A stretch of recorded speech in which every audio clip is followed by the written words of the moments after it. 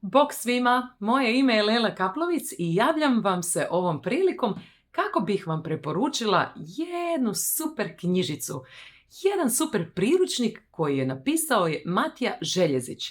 Taj priručnik se zove Znaš li da drugi ljudi ne postoje?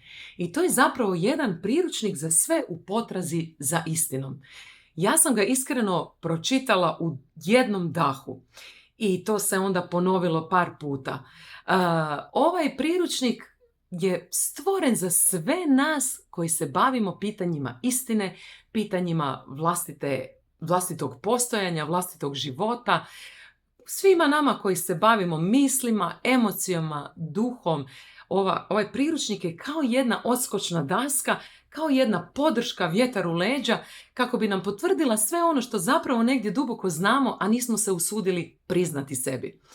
Matija, svaka ti čast na ovom priručniku, obožavam tvoje pisanje, obožavam tvoje retke čitati, to su zrnca mudrosti sastavljena u ovakvu jednu kompaktnu knjižicu, znači to je ostvarenje sna.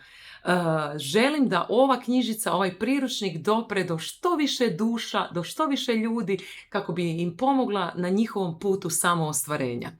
A veselim se i svakom Matijinom novom priručniku, jer znam da ću uživati u njemu i nadalje rasti sama sa sobom kroz otkrivanje tih redaka u samoj sebi.